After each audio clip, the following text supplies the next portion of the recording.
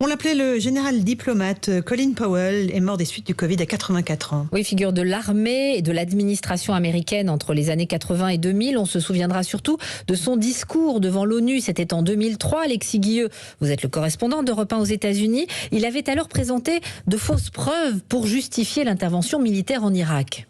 Oui, le 5 février 2003, Colin Powell se présente devant le Conseil de sécurité de l'ONU. Fervent défenseur d'une intervention en Irak, le chef de la diplomatie américaine brandit une fiole d'anthrax devant ses homologues. Preuve, selon lui, que le régime de Saddam Hussein produit des armes de destruction massive.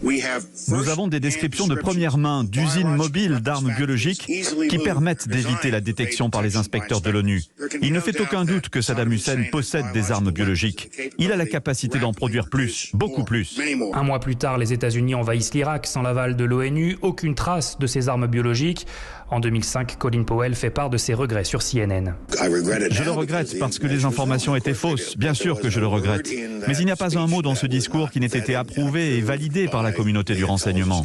Alors Colin Powell reste une figure populaire aux États-Unis. Après une jeunesse dans le Bronx, il devient le premier Afro-Américain chef d'état-major des armées pendant la guerre du Golfe. Dans les années 90, il hésite à se lancer dans la course à la Maison-Blanche avant de rejoindre l'administration de George W. Bush.